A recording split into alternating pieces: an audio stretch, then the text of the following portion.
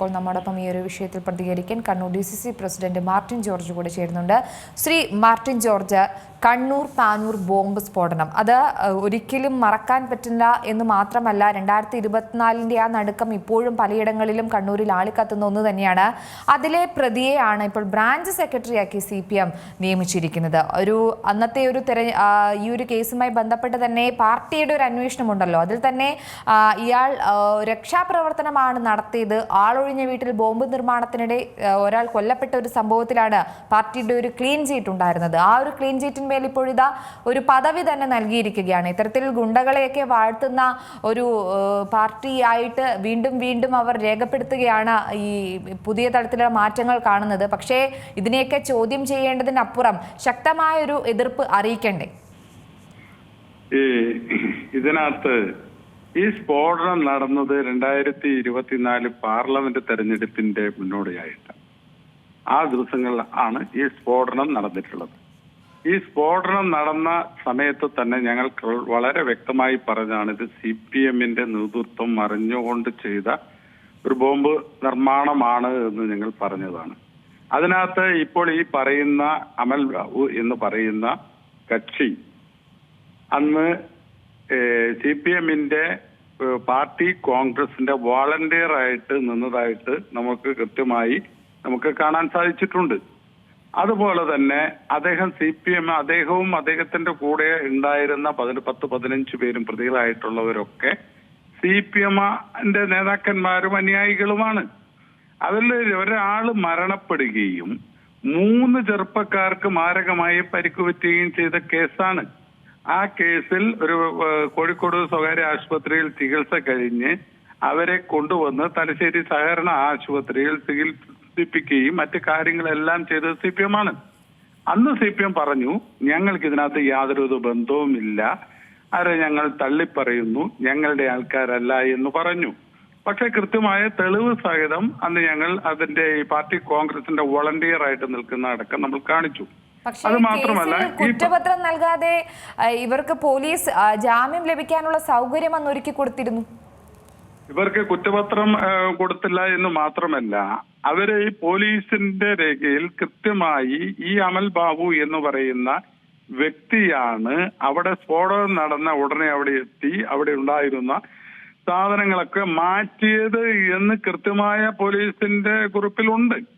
അത് ഞങ്ങൾ അവിടെ ചെന്നപ്പോൾ ഞങ്ങളെ അങ്ങോട്ട് കയറ്റാൻ വിട്ടില്ല. ആ സമയത്ത് ഈ അമൽ ബാബുവിനെ പോലെയുള്ളവർ അവിടെ ഇരുന്നു സാധനങ്ങൾ അവിടെ പോലീസ് അതിനുള്ള ഒത്താശ ഒരുക്കി കൊടുത്തു.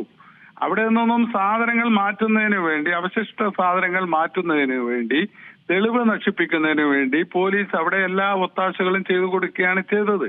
അത് തന്നെ ആ പോലീസ് തന്നെയാണ് കുറ്റപത്ര സമർപ്പണം നടന്നിട്ടില്ല.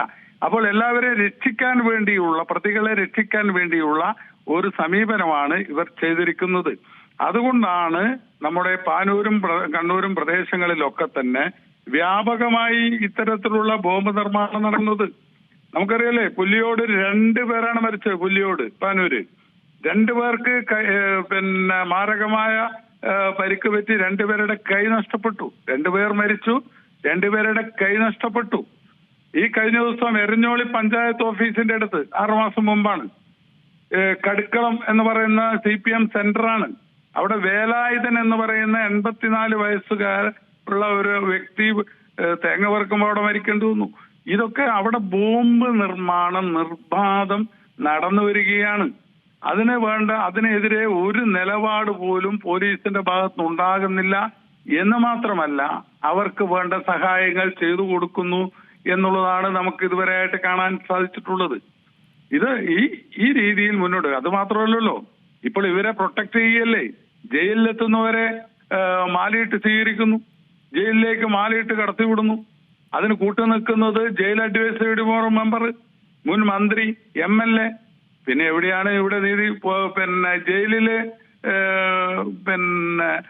മൊബൈൽ ഫോണ്, മറ്റെല്ലാ സാമഗ്രികളും നാട്ടുപ്രദേശത്ത് എന്ത് സാധനം കിട്ടുമോ അതെല്ലാം ജയിലിന്റെ ഉള്ളിൽ സുലഭമായി കിട്ടാൻ വേണ്ടിയുള്ള സാഹചര്യം ഒരുക്കിയിട്ടുണ്ട്. അതാണ് ഇത്തരം ക്രിമിനലുകൾ വളർന്നു വരുന്നത്, അല്ലെങ്കിൽ ക്രിമിനലുകളെ സൃഷ്ടിച്ചു കൊണ്ടുവരുന്നത്. അന്ന് ഈ ഒരു സംഭവം നടത്തപ്പോൾ തന്നെ എനിക്ക് തോന്നുന്നു ഇയാൾ ഡിവൈഎഫ്ഐയുടെ യൂണിറ്റ് സെക്രട്ടറിയെ പ്രവർത്തിച്ചിരിക്കുന്ന ആരായിരുന്നു അമൽ ബാബു. പക്ഷെ അന്ന് പാർട്ടിയുടെ ഒരു വിശദീകരണം ഉണ്ടായിരുന്നു, രക്ഷാപ്രവർത്തനത്തിന് എത്തിയതാണ് അമൽ ബാബു. അപ്പോൾ സ്വാഭാവികമായിട്ടും അമൽ ബാബുവിന് ഈ ബ്രാഞ്ച് സെക്രട്ടറി ആയിട്ടൊക്കെയുള്ള ഒരു തെരഞ്ഞെടുത്തതിൽ യാതൊരു തെറ്റും അവരുടെ ഭാഗത്തുനിന്ന് ചൂണ്ടിക്കാണിക്കാനില്ല അല്ലേ? ഇല്ല, അതൊരിക്കലും ഉണ്ടാവില്ലല്ലോ. അവരിത്തരം ആൾക്കാരെയല്ലേ വളർത്തിക്കൊണ്ടുവരുന്നത്.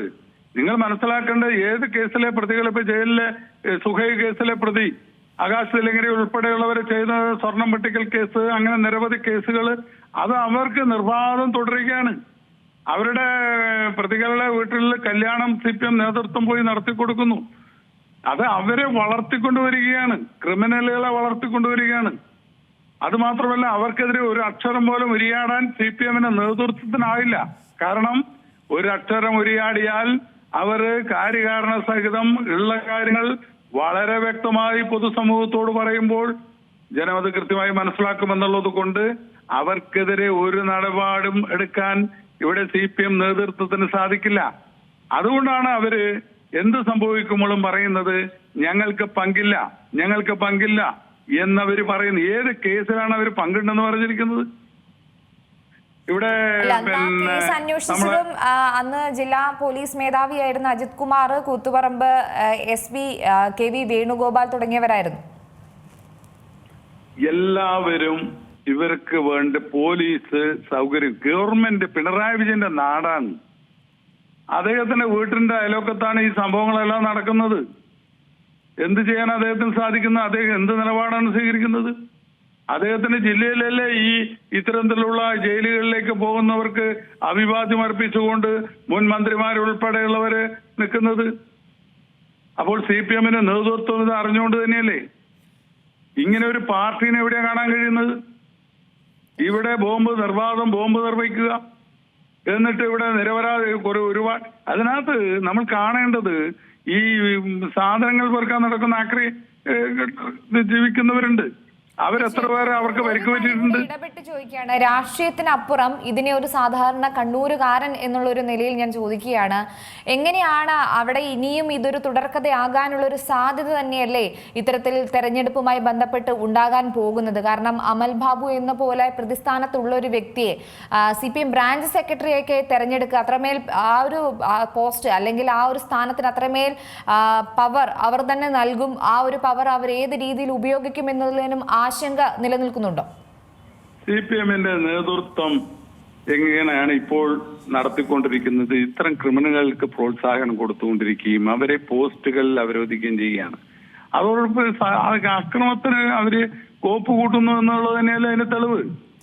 അല്ലാതെ ഇത്തരം ക്രിമിനലുകളെ ഒരു കേസിലെ പ്രതിയായിട്ടുള്ള അല്ലെങ്കിൽ ആ കേസുകളിലെ പ്രതികളായിട്ടുള്ള അവരെയൊക്കെ തന്നെ ഉന്നത സ്ഥാനങ്ങളിൽ ഏൽപ്പിക്കുമ്പോൾ അവരുദ്ദേശിക്കുന്നത് എന്താണ്? എന്ത് മെസ്സേജാണ് അവർ കൊടുക്കുന്നത്? സമാധാനത്തിന്റെ മെസ്സേജാണോ അത്? ഒരു കേസിലെ പ്രതിയായിട്ടുള്ള, അത് ഒരു പ്രമാദമായ കേസിൽ, ഒരു സ്ഫോടന കേസിലെ പ്രതിയായിട്ട്, ബോംബ് നിർമ്മാണത്തിലെ പ്രതിയായിട്ടുള്ള ഒരാൾക്ക് അവർക്ക് പ്രൊമോഷൻ കൊടുത്തുകൊണ്ട് ബ്രാഞ്ച് സെക്രട്ടറി ആക്കുമ്പോൾ CPM അക്കാര്യത്തിൽ കൊടുക്കുന്ന സന്ദേശം എന്താണ്? അത് പൊതുസമൂഹത്തിന് മനസ്സിലാവില്ലേ? തീർച്ചയായും. വളരെയധികം നന്ദി ശ്രീ മാർട്ടിൻ ജോർജ് അവസരത്തിൽ പ്രതികരിച്ചില്ല. ഏറ്റവും പുതിയ വാർത്തകളും വിശേഷങ്ങളും വിരൽത്തുമ്പിലറിയാൻ Zee മലയാളം ന്യൂസ് എല്ലാ ഡിജിറ്റൽ പ്ലാറ്റ്ഫോമുകളിലും ലഭ്യം.